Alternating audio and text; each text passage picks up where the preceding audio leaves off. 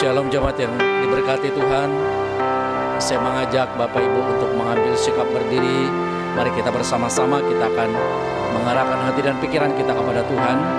Kita datang kepada Tuhan dalam ibadah kita pada pagi hari ini.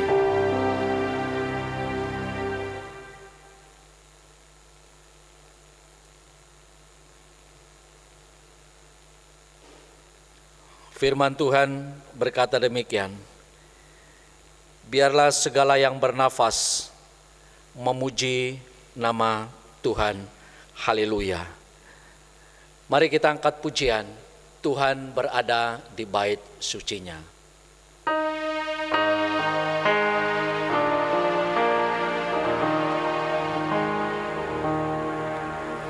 Tuhan berada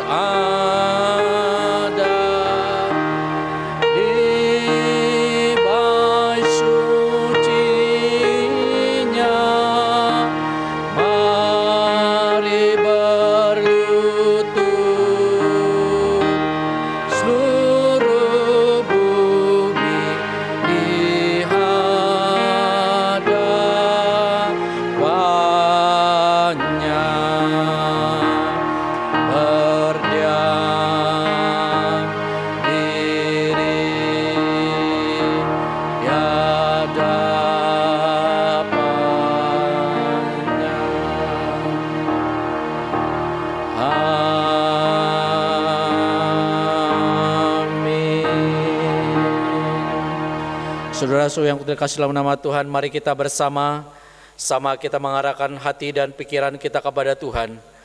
Kita datang kepadanya dengan sikap penyembahan, dengan meyakini bahwa ibadah kita pada pagi hari ini akan kita mulai dalam nama Allah Bapa, Putra, dan Roh Kudus. Amin.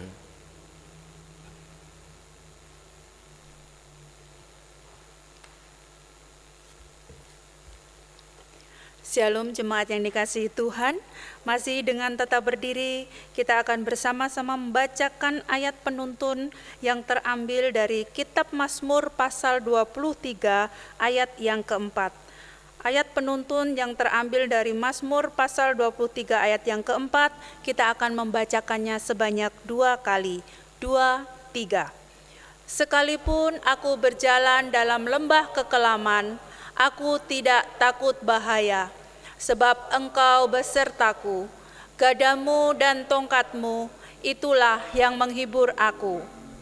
Sekalipun aku berjalan dalam lembah kekelaman, aku tidak takut bahaya, sebab engkau besertaku, gadamu dan tongkatmu, itulah yang menghibur aku. Puji nama Tuhan, kita patut bersyukur. Meskipun di tengah-tengah pandemi COVID-19 yang sampai saat ini masih melanda negeri kita, bahkan melanda seluruh muka bumi ini, kita bersyukur kita masih diberikan kekuatan, kesehatan, dan kita boleh senantiasa merasakan kasih dan anugerah Tuhan. Sehingga saat ini kita bisa dapat bersama-sama dengan keluarga kita masing-masing beribadah kepada Tuhan. Mari jemaat yang dikasihi Tuhan, kita bersama-sama mengagungkan Tuhan dengan bersama-sama memuji Tuhan dari PPK nomor 23 bait pertama dan ketiga, Kasih Ilahi.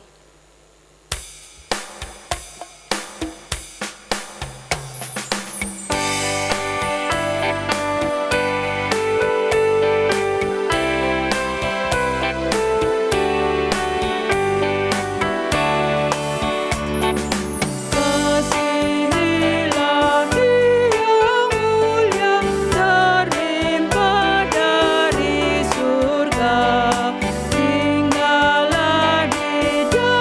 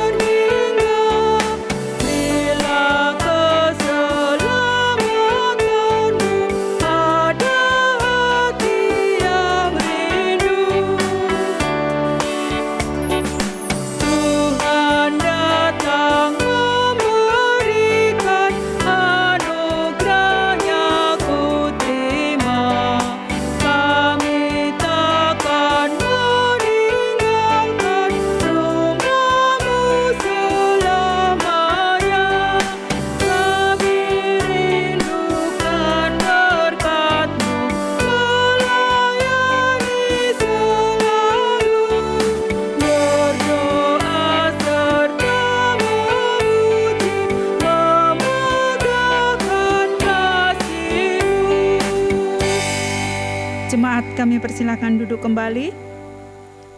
Jemaat yang dikasihi Tuhan, sebelum kita lebih jauh masuk dalam ibadah kita pada saat ini, mari kita bersama-sama datang kepada Tuhan. Kita mengakui segala dosa-dosa kita di hadapan Tuhan. Mari kita berdoa.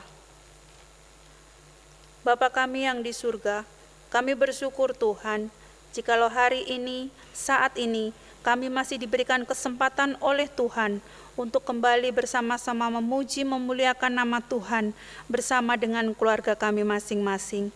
Terima kasih Tuhan, dan saat ini sebelum kami lebih jauh masuk dalam ibadah-Mu Tuhan, kami mau mengakui segala dosa-dosa kami di hadapan Tuhan. Kami tahu dan kami menyadari bahwa kami manusia yang penuh dengan keterbatasan. Kami manusia yang penuh dengan kelemahan. Kami seringkali menyakiti hati Tuhan. Kami seringkali mengecewakan Tuhan. Bahkan kami secara sengaja maupun tidak kami sengaja, kami telah menyakiti hati orang-orang yang ada di sekitar kami. Kami mohon kiranya Tuhan berbelas kasihan kepada kami. Tuhan ampunilah setiap kami dari segala dosa-dosa kami, agar kami layak Tuhan untuk masuk dalam hadirat Tuhan. Terima kasih Tuhan, ini doa pengakuan dosa kami yang kami alaskan hanya di dalam nama Tuhan kami Yesus Kristus. Amin. Jemaat yang dikasihi Tuhan, bersama-sama kita akan mendengarkan kebenaran firman Tuhan sebagai berita anugerah dari Allah yang terambil dari Titus pasal yang ketiga ayat yang kelima. Berita anugerah kita saat ini terambil dari Titus pasal yang ketiga ayat yang kelima. Pada waktu itu Dia telah menyelamatkan kita, bukan karena perbuatan baik yang telah kita lakukan, tetapi karena rahmat-Nya oleh permandian kelahiran kembali dan oleh pembaharuan yang dikerjakan oleh Roh Kudus. Puji nama Tuhan, kita bersyukur karena Tuhan Yesus telah menyelamatkan kita, dan karena begitu besar kasih setia-Nya bagi kita, maka kita boleh menjadi manusia baru dalam Tuhan. Kita akan sambut berita anugerah pengampunan dosa dari Tuhan dengan bersama-sama menaikkan pujian dari PPK nomor 25, bagian yang pertama dan bagian yang ketiga. Besar setiamu.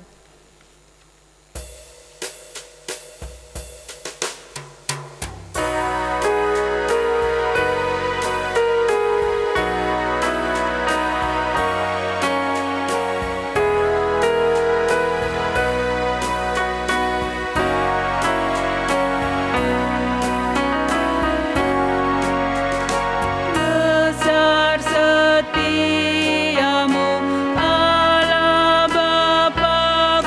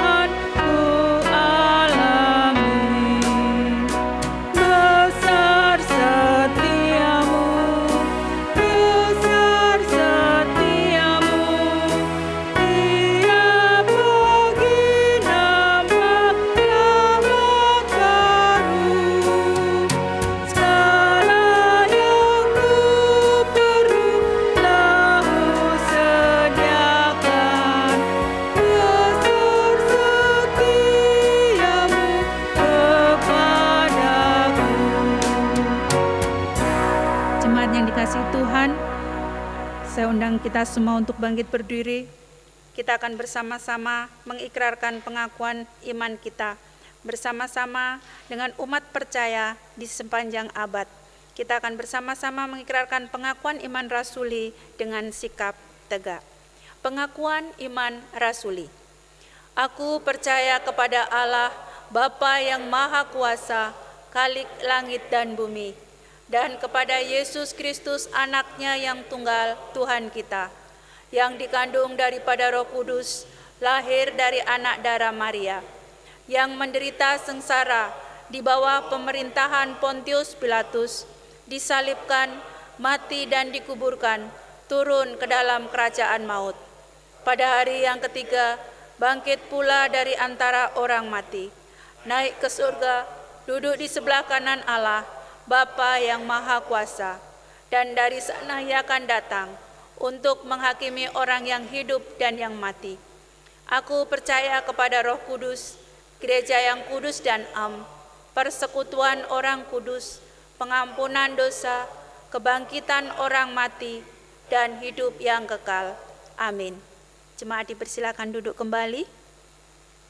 Jemaat yang dikasihi Tuhan, tiba saatnya kita akan bersama-sama mendengarkan kebenaran firman Tuhan yang akan disampaikan oleh hambanya, Guru Injil Hervi, dengan tema Iman Mengalahkan Ketakutan. Mari jemaat yang dikasihi Tuhan, kita bersama-sama persiapkan hati kita, persiapkan diri kita masing-masing untuk menyambut kebenaran firman Tuhan. Kita sambut kebenaran firman Tuhan dengan memuji Tuhan. PPK 82 bait yang pertama dan keempat. Ku tahu Alkitab sungguh benar.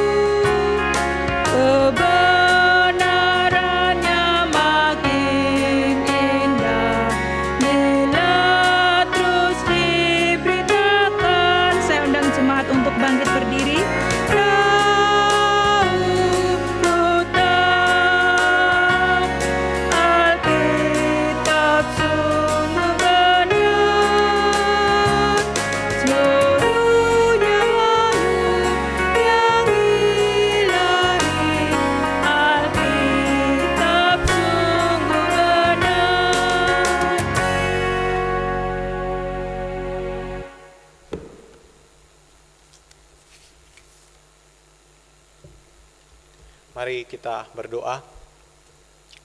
Segala puji dan syukur kami panjatkan di hadirat-Mu Bapa di surga, karena Engkau terlalu baik dalam kehidupan kami. Di tengah-tengah ketidaksetiaan kami, Engkau begitu setia terus menjaga dan menolong kami, sehingga kami pun boleh ada sampai detik ini. Dan sebentar lagi Bapa di surga, kami akan lagi belajar dari firman-Mu. Kiranya Tuhan dapat menyatakan apa yang menjadi kehendak hati-Mu bagi kami, sehingga setiap kebenaran firman Tuhan yang akan kami dengar, akan kami baca sebentar Tuhan, benar-benar semakin menguatkan iman percaya kami kepada Yesus Kristus, meskipun di tengah-tengah situasi dan kondisi yang tidak memungkinkan saat ini Tuhan. Berkati pribadi lepas pribadi Bapa di surga, yang ada di rumah masing-masing. Biarlah Tuhan kiranya dapat mengurapi kami dengan kuasa-Mu, sehingga kami pun dapat berkonsentrasi penuh untuk bisa mendengarkan setiap kebenaran firman Tuhan. Sehingga firman Tuhan tidak lalu begitu saja, melainkan boleh tertanam dalam hati dan pikiran kami, dan kami pun boleh melakukan setiap kebenaran firman Tuhan di tengah-tengah kehidupan kami. Berkati hamba-Mu yang penuh dengan keterbatasan ini Tuhan, biarlah hamba-Mu dimampukan oleh kuasa-Mu, agar setiap apa yang hamba-Mu sampaikan itu benar-benar berasal daripada Tuhan. Itu berdasarkan hikmat Tuhan, sehingga sekali lagi firman Tuhan ini boleh menguatkan iman percaya kami. Lewat kebenaran firman-Mu kami semakin hari semakin mengenal Tuhan. Kami disembuhkan oleh kuasa-Mu. Terima kasih Yesus Kristus, berfirmanlah kepada kami, karena kami anak-anak-Mu telah siap untuk mendengarkannya. Amin. Shalom Bapak Ibu Saudara-saudara yang diberkati Tuhan. Puji Tuhan kalau kita masih diizinkan oleh Bapa di surga, oleh Allah Tritunggal untuk bisa sama-sama lagi melihat tayangan ini, meskipun sekali lagi hanya di rumah masing-masing, tapi sekali lagi saya tak jemu-jemu untuk mengatakan bahwa meskipun kita beribadah di tempat kita masing-masing dengan kondisi yang ada, maka itu tidak akan mengurangi karunia Tuhan atau berkat Tuhan dalam kehidupan kita. Nah Bapak Ibu Saudara-saudara yang berkati Tuhan, pada hari ini kita akan sama-sama belajar firman Tuhan yang diambil di dalam Markus pasal 4 Markus pasal 4 ayat 35 sampai ayatnya yang ke-41. Sekali lagi, pembacaan firman Tuhan yang akan kita baca pada hari ini terambil dalam Markus pasal 4 ayat 35 sampai ayatnya yang ke-41, dan kemudian juga kita akan melihat bagian yang hampir mirip di dalam Markus pasal 6 ayat 45 sampai ayatnya yang ke-52. Saya akan membacakan buat Bapak Ibu Saudara-saudara dalam Markus pasal 4 ayat 35 sampai ayatnya yang ke-41. Lembaga Alkitab Indonesia memberi judul atau tema angin ribut diredakan. Pada waktu itu, waktu hari sudah petang, Yesus berkata kepada mereka, "Marilah kita bertolak ke seberang." Mereka meninggalkan orang banyak itu, lalu bertolak dan membawa Yesus beserta dengan mereka dalam perahu di mana Yesus telah duduk, dan perahu-perahu lain juga menyertai Dia. Lalu mengamuklah taufan yang sangat dahsyat dan ombak menyembur masuk ke dalam perahu, sehingga perahu itu mulai penuh dengan air. Pada waktu itu Yesus sedang tidur di buritan di sebuah tilam.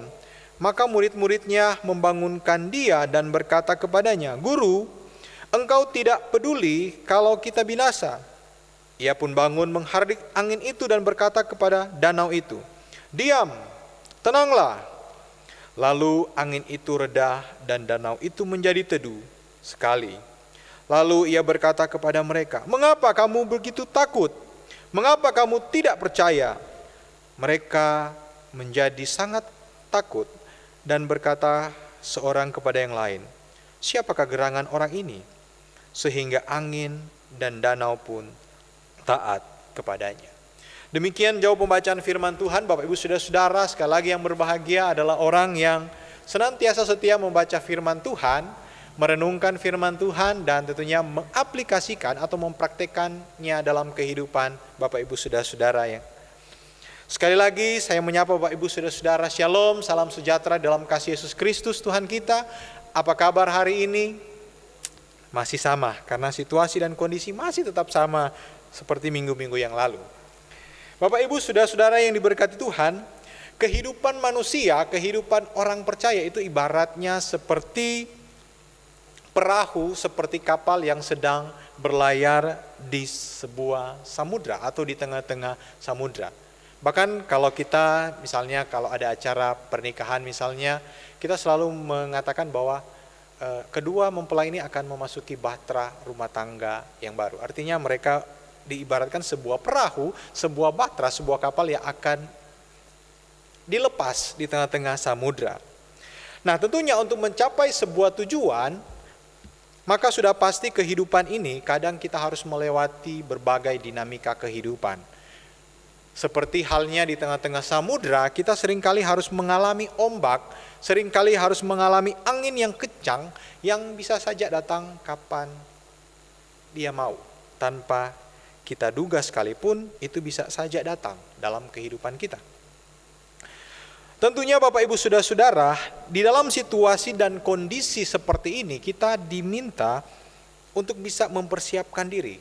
Sehingga segala kemungkinan yang bisa saja terjadi, kita bisa mengatasi hal tersebut. Nah Bapak Ibu yang diberkati Tuhan, seperti kisah yang sudah kita baca tadi di dalam Markus pasal 4 ayat 35 sampai ayatnya yang ke-41. Dan kemudian saya katakan tadi juga ada peristiwa yang hampir mirip di dalam peristiwa Yesus berjalan di atas air pada pasal 6, kita melihat bahwa murid-murid Yesus bersama Yesus sedang melalui sebuah jalan atau jalur laut yang kemudian mereka diperhadapkan dengan badai yang begitu menakutkan. Bapak Ibu Saudara-saudara yang diberkati Tuhan, ketika saya melihat kenapa kejadian-kejadian serupa selalu terjadi di Danau Galilea. Ternyata secara geografis, Bapak Ibu Saudara-saudara, Danau Galilea ini adalah tipikal danau yang berada di sekeliling perbukitan. Sehingga secara geografis ini sangat memungkinkan terjadinya badai yang bisa datang melalui sela-sela perbukitan yang mengelilingi danau tersebut. Maka sudah seharusnya fenomena alam ini tidak mengejutkan bagi para pengikut Yesus. Sekali lagi, fenomena ini seharusnya bukanlah suatu hal yang baru, bukanlah suatu hal yang mengejutkan bagi para murid yang kita tahu bersama bahwa ada beberapa murid Yesus Kristus yang memang memiliki pekerjaan sebelumnya, yaitu seorang nelayan yang sudah pasti dari kecil mereka sudah terbiasa dengan pekerjaan ini. Tetapi kita bisa melihat di sini mereka tetap saja mengalami yang namanya kepanikan. Tetap saja mereka mengalami yang namanya ketakutan. Apalagi ketika mereka sedang berusaha untuk bisa mengendalikan perahu tersebut atau kapal tersebut, mereka justru melihat Tuhan yang tadinya memanggil mereka untuk mengikuti jalan laut ini atau jalur laut ini, kini sedang tertidur. Bahkan kita bisa melihat di sana ada beberapa penafsiran yang mengatakan bahwa Yesus benar-benar tertidur dan bisa dikatakan dia sangat lelap, sehingga apapun yang terjadi sebenarnya tidak dia tahu. Tetapi kita tahu bersama bahwa Yesus sebenarnya tahu karena dia adalah Allah. Tetapi memang secara manusia di sini Yesus memang tertidur karena dia adalah manusia 100%. Kalau kita bisa melihat dalam konteks sebelumnya, Yesus melakukan pelayanan yang begitu padat, begitu panjang sepanjang hari, sehingga maka secara manusia wajar kalau Yesus memang merasakan kelelahan dan kemudian dia tertidur karena dia adalah manusia 100%. Maka dengan keadaan panik dan sudah pasti diselumuti oleh rasa marah, emosi, kok ini Tuhan ini marah tidur, kami ini sudah mau setengah mati di sini, tapi kok Tuhan ini malah tidur. Nah, di sini kita bisa melihat bahwa ketika mereka membangunkan Kristus, membangkitkan Yesus, maka Yesus kemudian bangun dan dengan kuasa perkataan saja Yesus menghardik badai tersebut dan kemudian badai tersebut itu reda, berhenti saat itu juga. Kemudian Yesus menegur mereka. Kalau kita bisa melihat di sini pada ayatnya yang ke-40, lalu ia berkata kepada mereka, "Kamu tidak percaya, mengapa kamu tidak percaya?" Dan kemudian mereka menjadi sangat takut. Bapak Ibu Saudara-saudara yang diberkati oleh Yesus, peristiwa itu membuat para murid itu kemudian diam. 1000 bahasa dan hanya bisa mengagumi apa yang Yesus perbuat. Bapak Ibu Saudara-saudara yang diberkati Tuhan, lantas apa yang ingin firman Tuhan sampaikan bagi kita melalui peristiwa ini. Mungkin peristiwa ini bukanlah peristiwa yang baru. Mungkin Bapak Ibu sudah sering kali mendengar atau membaca dari teks ini, atau mungkin mendengar khotbah tentang peristiwa ini. Lantas pada hari ini, apa kata firman Tuhan bagi kita? Apa pelajaran yang ingin Yesus sampaikan, atau firman Tuhan ingin sampaikan bagi kita saat ini? Maka saya menemukan minimal ada 3 hal yang perlu kita pelajari dalam teks ini. Yang pertama adalah, ikut Tuhan itu bukan hidup tanpa masalah. Sekali lagi, ikut Tuhan itu bukan hidup tanpa masalah. Di luar sana ada begitu banyak ajaran-ajaran yang mengatakan bahwa ikut Tuhan itu pasti aman-aman saja. Ikut Tuhan itu pasti sukses. Ikut Tuhan itu pasti sehat. Ikut Tuhan itu pergumulannya sedikit dan lain sebagainya. Kalau memang kamu mengalami sakit, kamu mengalami pergumulan yang berat, akhirnya tidak sembuh atau mengalami kebangkutan, itu pasti ada hubungannya dengan imanmu masih kecil. Kamu miskin karena kamu kurang percaya, kurang beriman kepada Tuhan. Saya berpikir itu bisa saja, memang bisa saja itu hal yang benar. Tetapi Bapak Ibu Saudara-saudara, tidak semua yang terjadi dalam kehidupan kita, dalam dinamika orang Kristen, itu berakibat dari kurangnya beriman kita kepada Tuhan. Itu bukan karena kita tidak percaya 100% kepada Tuhan. Pertanyaannya, bagaimana dengan Rasul Paulus? 3 kali dia meminta Tuhan untuk bisa melalukan duri dalam dagingnya. Ada penafsir yang mengatakan ini adalah sebuah penyakit yang begitu membuat dia menderita. Tapi apakah Tuhan menjawab? Tidak, Bapak Ibu Saudara-saudara. Apakah Paulus tidak beriman? Bagaimana juga dengan para tokoh Alkitab yang lain? Misalnya para rasul-rasul lah. Mereka hidup di tengah-tengah penganiayaan. Mereka hidup di bawah penderitaan. Mereka menyampaikan firman Tuhan itu bukan dengan situasi yang gampang, Bapak Ibu Saudara-saudara. Bahkan kalau kita bisa melihat tradisi dari jemaat mula-mula, kita melihat bahwa justru para rasul itu harus hidup di bawah tekanan, hidup di bawah penganiayaan, dan bahkan mereka harus mati dengan cara yang tidak wajar, mati syahid. Lalu bagaimana juga dengan Ayub, bagaimana dengan Daud, bagaimana dengan tokoh-tokoh Alkitab dalam perjanjian lama yang lain? Apakah mereka kurang beriman sehingga mereka harus mengalami pergumulan hidup? Nah, tentunya tidak demikian, Bapak Ibu Saudara-saudara. Sekali lagi saya harus menekankan bahwa ikut Tuhan itu bukan hidup tanpa masalah. Tuhan tidak pernah berjanji bahwa kehidupan ketika kita mengikuti Yesus itu akan bebas dari masalah dan persoalan. Yang bisa bebas persoalan itu hanya di ini. Kalau kita gadekan sesuatu, mengatasi masalah tanpa masalah. Nah, Bapak Ibu Saudara-saudara yang diberkati Tuhan, dalam kisah Markus ini, bukankah Yesus yang berinisiatif untuk memanggil para murid-murid untuk pergi melalui jalan laut?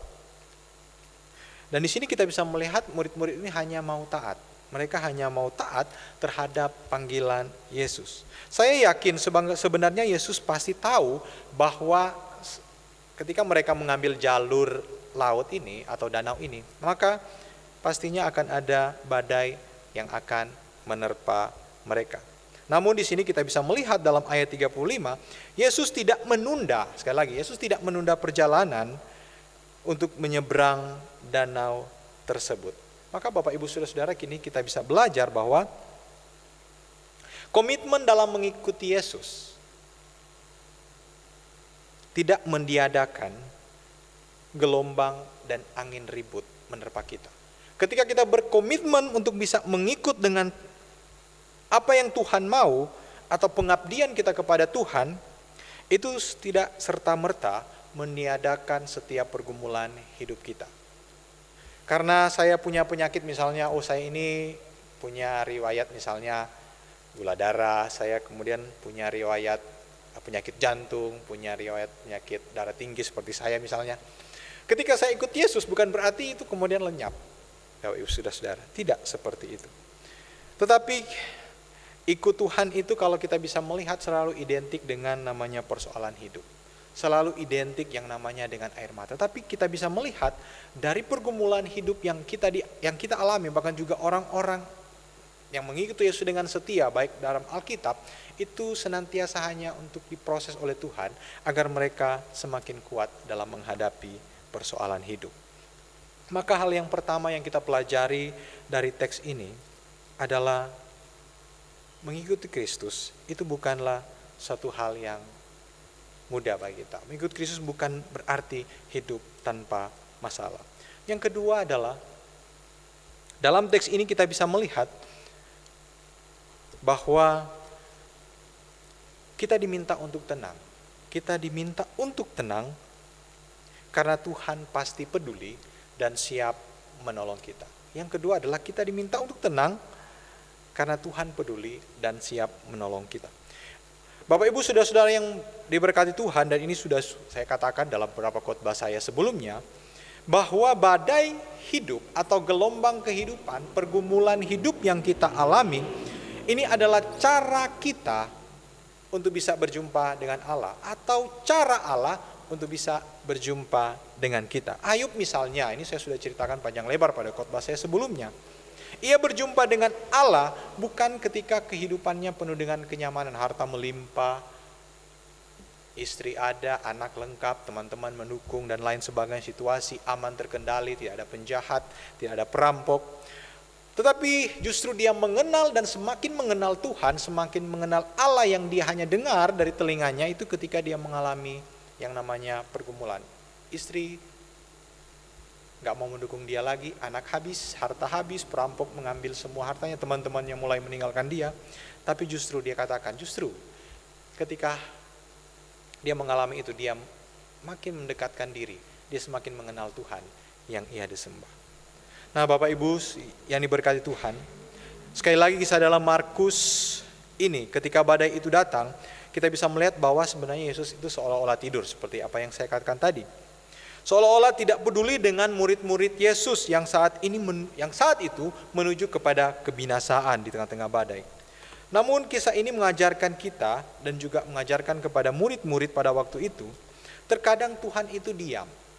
Sekali lagi, terkadang Tuhan itu diam, tapi bukan berarti dia tidak peduli dengan kehidupan kita. Tuhan terkadang diam, tapi bukan berarti dia tidak peduli dengan keadaan kita. Tuhan seolah-olah tidak pernah menjawab doa kita, tapi bukan berarti dia meninggalkan kita.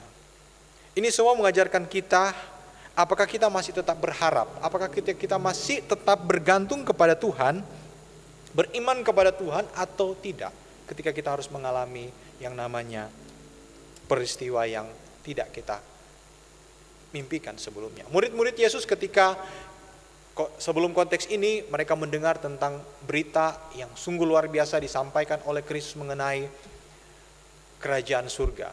Mereka itu bergebu-gebu.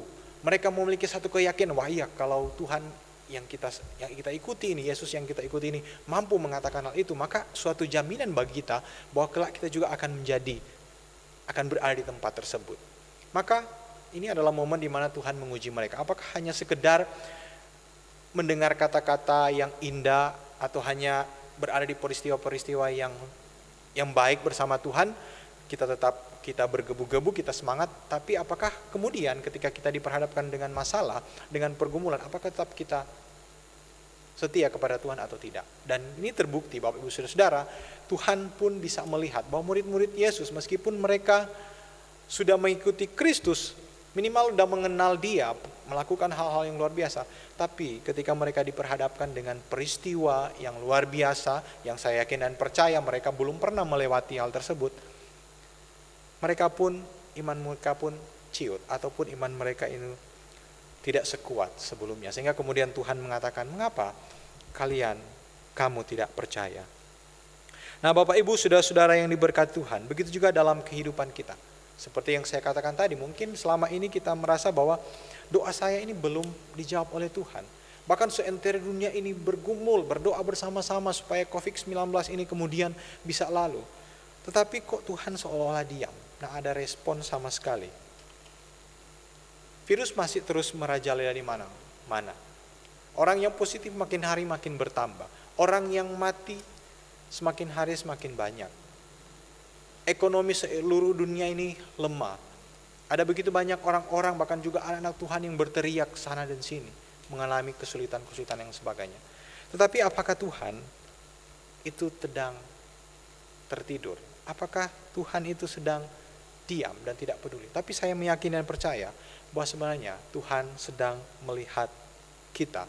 Dan sekali lagi di sini kita bisa melihat bahwa ketika murid-murid Yesus sadar, bahwa di sini ada Tuhan, ada Yesus, maka mereka membangunkan dia. Dan ketika dia bangun, maka sesuai dengan waktu Tuhan, sesuai dengan waktunya, maka kemudian dia bisa meredakan badai tersebut. Maka yakin dan percaya, di tengah-tengah situasi ini kita diminta untuk tenang.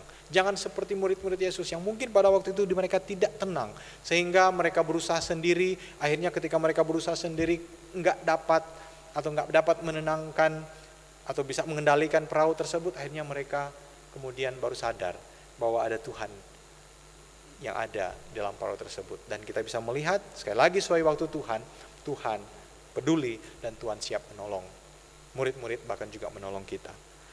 Dan yang ketiga yang kita pelajari dari teks ini adalah mengapa kemudian ini terjadi dalam kehidupan para murid-murid. Yang ketiga adalah untuk menyatakan bahwa dia adalah Allah yang berkuasa atas alam semesta.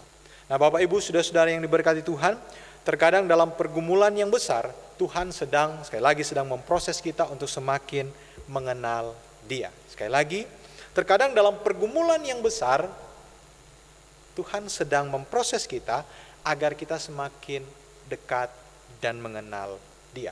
Maka peristiwa yang dialami oleh murid-murid ini adalah salah satu cara Allah untuk bisa menyatakan dirinya kepada mereka lewat kuasanya.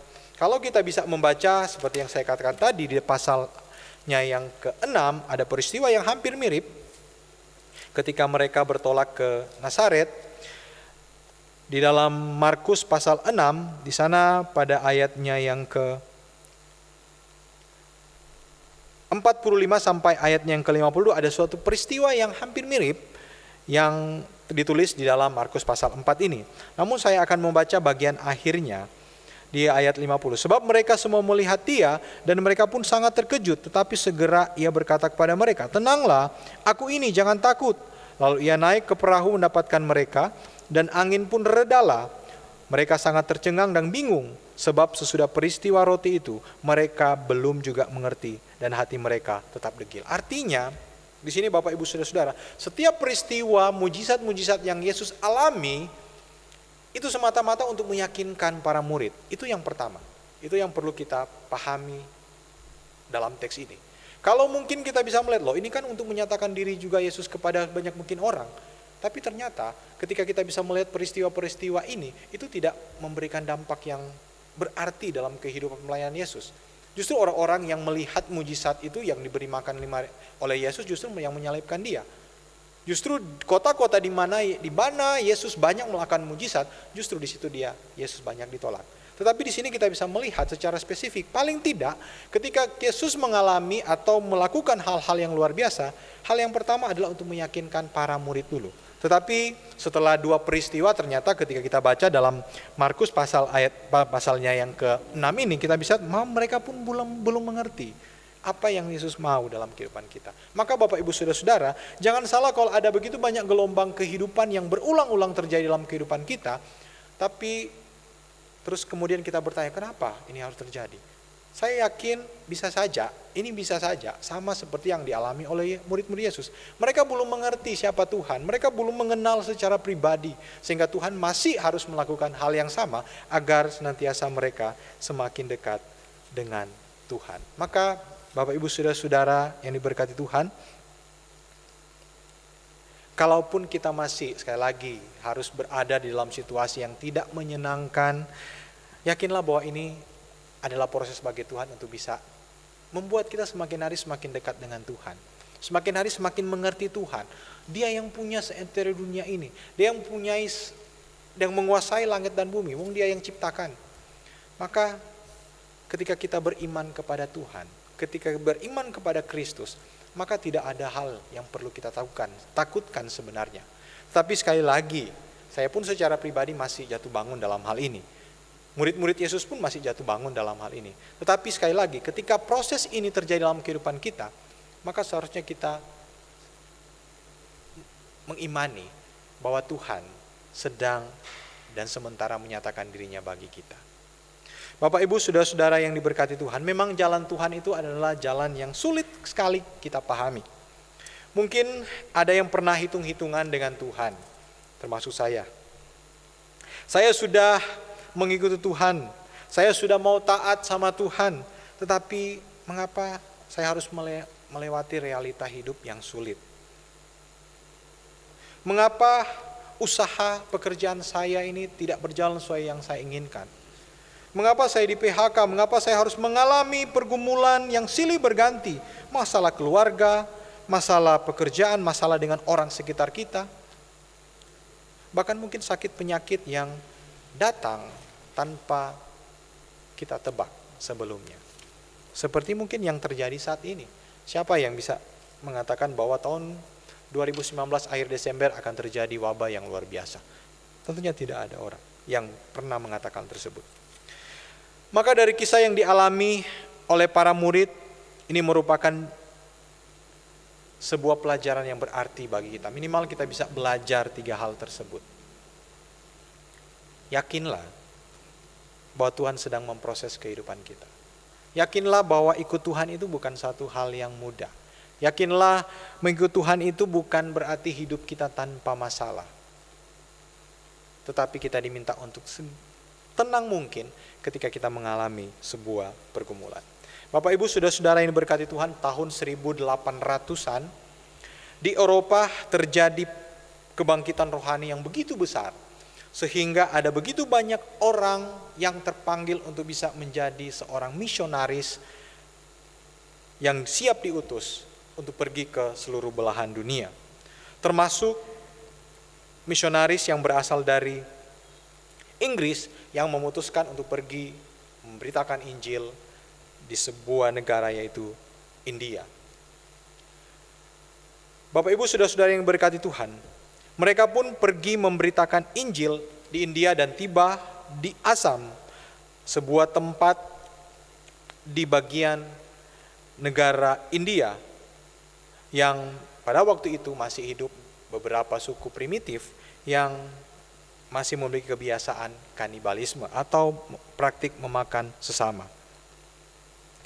Mereka pun sampai di Assam dan terus memberitakan Injil di sana. Dan puji Tuhan, lewat pelayanan mereka yang begitu penuh dengan tantangan, penuh dengan penderitaan, mereka memenangkan satu keluarga di salah satu suku tersebut, di suku Assam. Dan akhirnya ketika keluarga itu menyatakan diri sebagai pengikut Kristus, imannya kepada Kristus, maka ini pun mempengaruhi orang-orang yang ada di sekitarnya. Orang-orang di sekitarnya mulai disampaikan berita yang sama. Dan ini membuat kepala suku menjadi marah.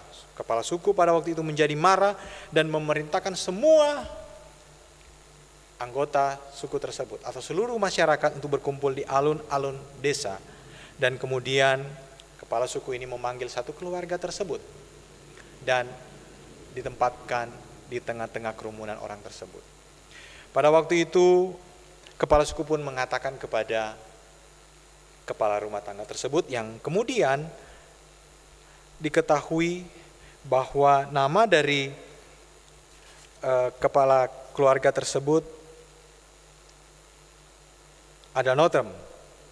Kemudian kepala suku bertanya kepada kepala keluarga tersebut, kalau kamu tidak mau menyangkal Kristus, kalau kamu tidak meninggalkan imanmu, maka kedua anakmu ini akan mati. Maka pada waktu itulah kepala keluarga tersebut mengatakan, I have decided to follow Jesus. Mengikuti Yesus itu sudah keputusanku, maka aku tidak akan pernah mengingkarinya. Maka kedua anaknya tersebut kemudian dibunuh oleh kepala suku tersebut. Kemudian sekali lagi kepala suku itu bertanya kepada kepala keluarga tersebut, tinggalkan Yesusmu. Kalau tidak, maka istrimu akan mengikuti jejak anak-anakmu. Tetapi sekali lagi kepala keluarga tersebut mengatakan, "Thou non go with me, still I will follow, no turning back." Ku tetap ikut walau sendiri, dan saya tidak akan mengingkar iman saya. Meskipun orang di sekitar saya pergi meninggalkan saya, meskipun saya harus hidup sendiri, saya tidak akan pernah meninggalkan Yesus. Akhirnya sang kepala suku tersebut bertanya sekali lagi kepada Noxen, "Saya memberikan kamu kesempatan lagi. Jika kamu menyangkal Kristus, mengingkari iman, maka kamu akan tetap hidup. Kalau tidak, maka kamu akan senasib dengan anak dan istrimu." Tanpa berlawanan, tanpa menyerah, Noxen pun mengatakan, "The cross before me, the world behind me, no turning back." Salib di depan, dunia ku tinggalkan, ku tak akan ingkar. Meskipun aku harus meninggalkan dunia, meskipun salib ini harus menjadi bagianku, maka imanku akan tetap mengikut Kristus. Nah, Bapak Ibu, saudara-saudara yang diberkati Tuhan, inilah kisah di balik ditulisnya yang begitu luar biasa di dalam KPPK nomor 214. Mengikut Yesus, keputusanku. Ketika saya membaca teks lagu ini, ketika saya melihat dan merenungkan bagaimana peristiwa ini terjadi, maka saya sangat terharu melihat peristiwa ini. Di dalam teks 214 dalam KPPK, mungkin Bapak Ibu saudara bisa membuka di sana juga dijelaskan tentang peristiwa ini terjadi di Assam, di India, dan bagaimana Injil masuk di negeri itu. Dan di Massamlah saat ini terdapat begitu banyak orang Kristen, diperkirakan ada 90% orang Kristen di sana, dan tanah ini dan tempat itu sangat subur dan diberkati oleh Tuhan. Nah, Bapak Ibu yang diberkati Tuhan, dari peristiwa kisah nyata ini, di balik ditulisnya lagu "Aku Tetap Ikut Tuhan", I've decided to follow Jesus, kita juga belajar bahwa keteguhan iman itu sangat dibutuhkan. Memang situasi dan kondisi mungkin bisa saja berbeda. Kita mungkin tidak akan diperhadapkan seperti Noxen di sidang di tengah-tengah di kerumunan orang-orang banyak. Tapi mungkin ketika kita mengalami pergumulan yang berbeda, dan terkadang kita harus diperhadapkan antara memilih iman atau meninggalkan iman. Maka di sini kita belajar. Janganlah kita pernah menyerah. Janganlah kita merasa takut dengan situasi dan keadaan. Yakinlah bahwa Tuhan sedang menyertai kita. Dalam situasi apapun dalam kehidupan kita, tetaplah beriman kepada Kristus. Sabar dan sekali lagi tetap tenang. Jangan pernah kita tinggalkan salib Kristus. Jangan pernah kita mengkhianati Dia. Teruslah berharap dengan satu keyakinan yang teguh bahwa Tuhan akan senantiasa menyertai kita. Bahwa Tuhan tidak akan pernah meninggalkan kita. Ingatlah janjinya bahwa Yesus begitu peduli dalam kehidupan kita.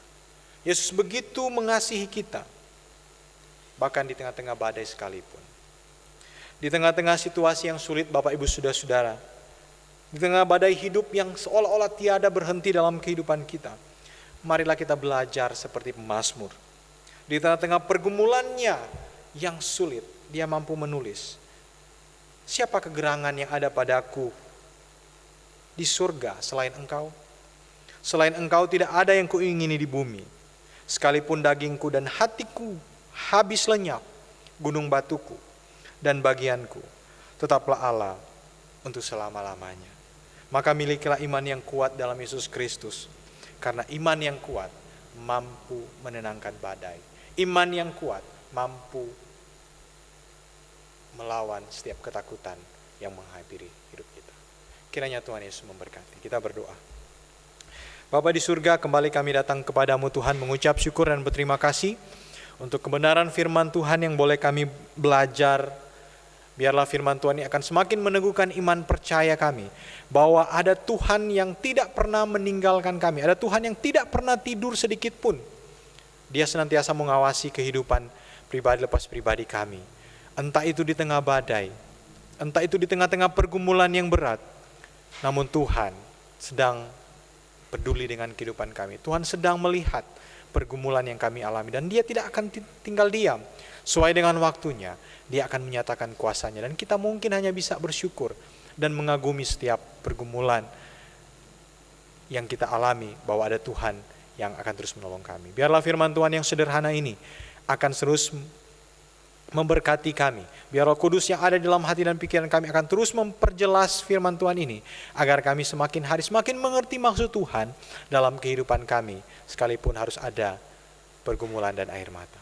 Dalam anak-Mu Yesus Kristus kami berdoa dan kami mengucap syukur. Amin.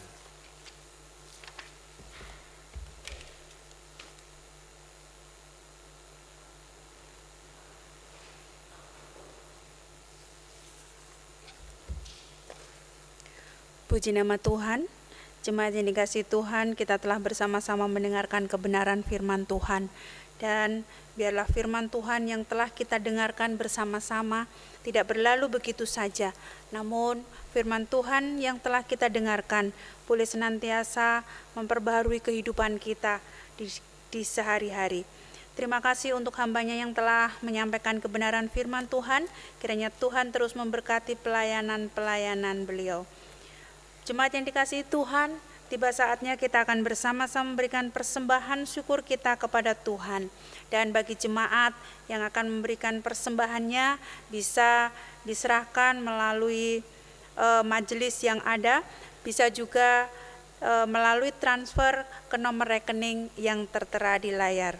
Kita akan memuji Tuhan, memberikan persembahan kita sambil memuji Tuhan, pujian yang mengatakan, betapa hatiku berterima kasih.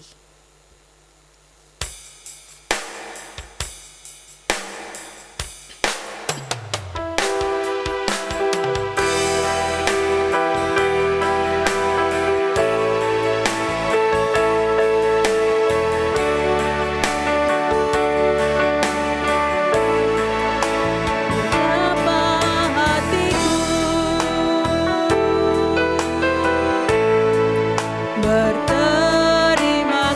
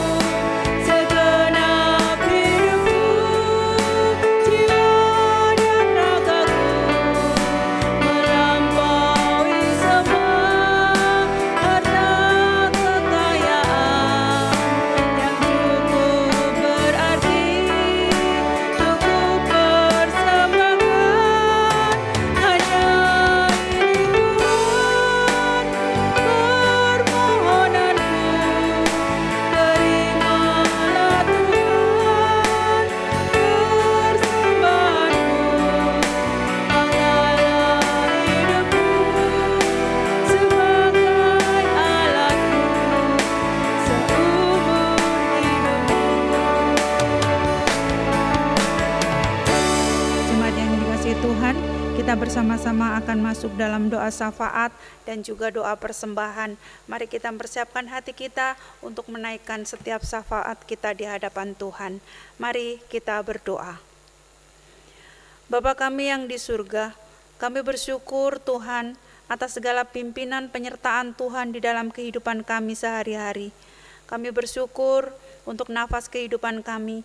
Kami bersyukur untuk kesehatan, kekuatan, bahkan berkat-berkat Tuhan yang senantiasa mengalir di dalam kehidupan kami, yang senantiasa Tuhan berikan kepada kami melalui usaha maupun pekerjaan kami. Terima kasih Tuhan. Kami juga bersyukur Tuhan masih memberikan kami kesempatan untuk dapat beribadah kepada Tuhan di rumah kami masing-masing bersama dengan keluarga kami. Terima kasih Tuhan. Kami bersyukur untuk semua kebaikan Tuhan yang kami rasakan di dalam kehidupan kami sehari-hari, meskipun di tengah-tengah pandemi COVID-19 yang masih ada hingga saat ini. Tuhan, kami saat ini berdoa dan menyerahkan secara khusus bagi bangsa kami ke dalam tangan Tuhan. Bapak, kami juga bersyukur karena kami boleh tinggal di negeri kami, Indonesia. Di tengah pandemi COVID-19 yang masih terus melanda negeri kami, Tuhan, kami mau berdoa secara khusus bagi seluruh masyarakat Indonesia. Kiranya Tuhan berikan hikmat dan kedisiplinan pada masyarakat Indonesia secara khusus dalam mengikuti penerapan new normal. Tuhan tolong secara khusus bagi pemimpin-pemimpin bangsa kami di dalam menerapkan kebijakan new normal ini, sehingga Tuhan mereka diberikan hikmat, kebijaksanaan, dan kekuatan di dalam menjalankan tugas-tugasnya. Tuhan, biarlah Engkau senantiasa memberkati bangsa kami, memberkati pemimpin-pemimpin negeri kami dari pusat sampai ke daerah-daerah. Bapa di surga, saat ini kami juga berdoa, menyerahkan bagi seluruh jemaat GPMI Bontang, khususnya di dalam pertumbuhan imannya. Tuhan, kami tahu, meskipun kami tidak dapat bersekutu bersama, kami tidak dapat beribadah bersama-sama dalam gereja, namun melalui firman Tuhan yang boleh kami dengarkan setiap saat, boleh kami baca dan kami renungkan setiap saat, iman kami boleh semakin bertumbuh di dalam Tuhan, dan kami boleh semakin menguatkan satu di antara yang lainnya. Kami juga berdoa bagi jemaat yang bergumul di dalam segala usaha maupun pekerjaannya. Mari Tuhan terus memberkati setiap usaha maupun pekerjaan dari jemaat Tuhan ini. Biarlah mereka boleh semakin diberkati di dalam mereka melakukan segala usaha maupun pekerjaan mereka. Mereka mengerjakannya dengan penuh kesetiaan dan takut akan Tuhan. Bapa, kami juga berdoa secara khusus bagi pemulihan kesehatan Ibu Lili. Tuhan, kiranya Engkau yang senantiasa memberkati kesehatan Ibu Lili. Tuhan pulihkan dan Tuhan berkati segala asupan makanan maupun vitamin, bahkan obat-obatan yang dikonsumsinya. Sehingga itu Tuhan boleh mendatangkan kesembuhan yang sempurna bagi Ibu Lili. Dan dengan kesembuhan yang ia dapatkan, ia boleh bersukacita di dalam Tuhan, di dalam memuji memuliakan nama Tuhan. Bapa, kami juga bersyukur di tengah-tengah ibadah bersama keluarga kami saat ini. Kami juga membawa persembahan kami, tanda ucapan syukur kami bagi Tuhan. Berkati persembahan ini Tuhan, kiranya boleh menjadi alat bagi kemuliaan nama Tuhan secara khusus di dalam gereja kami di GPMI Bontang. Terima kasih Tuhan, inilah syafaat kami. Dan Bapa, doa ini kami alaskan hanya di dalam nama Tuhan Yesus Kristus yang telah mengajarkan kami berdoa bersama-sama. Bapa kami yang di surga, dikuduskanlah namamu, datanglah kerajaanmu, jadikanlah kehendakmu di bumi seperti di surga. Berikanlah kami pada hari ini makanan kami yang secukupnya, dan ampunilah kami akan kesalahan kami, seperti kami juga mengampuni orang yang bersalah kepada kami. Dan janganlah membawa kami ke dalam pencobaan, tetapi lepaskanlah kami daripada yang jahat. Karena Engkaulah yang punya kerajaan dan kuasa dan kemuliaan sampai selama-lamanya. Amin.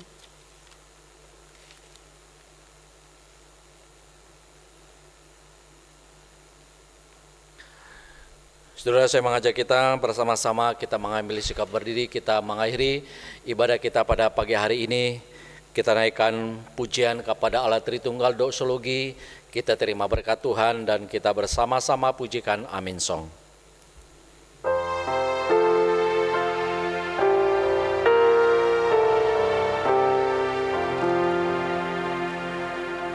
Puji Allah Bapa Putra,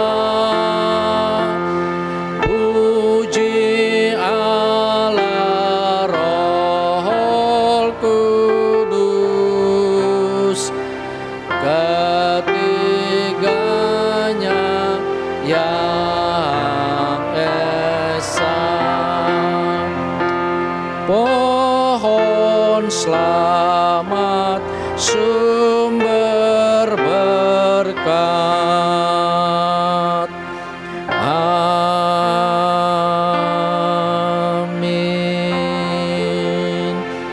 Saudara-saudara yang diberkati oleh Tuhan, mari kita bersama-sama kita mengarahkan seluruh hidup kita kepada Tuhan. Kita percaya akan kuasa Tuhan. Bahkan kita mengamini bagaimanakah Tuhan menolong, bahkan memberkati sehingga iman kita tetap kuat di tengah-tengah kondisi, bahkan menghadapi segala tantangan zaman yang semakin hari semakin membuat kita meninggalkan Tuhan. Tetapi biarlah melalui firman Tuhan menguatkan iman kita supaya nama Tuhan dipermuliakan, hidup kita menjadi berkat di mana Tuhan tempatkan kita. Serta terimalah berkat Tuhan. Semoga Allah sumber pengharapan memenuhi kamu dengan segala sukacita dan damai sejahtera dalam iman kamu, supaya oleh kekuatan Roh Kudus kamu berlimpah-limpah dalam pengharapan, mulai saat ini seterusnya, bahkan sampai Maranatha. Amin. Amin. Amin. Amin.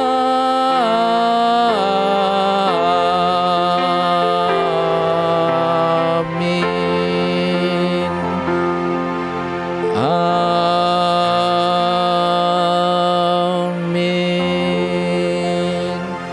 Silakan duduk. Saat teduh ibadah selesai dan Tuhan Yesus memberkati.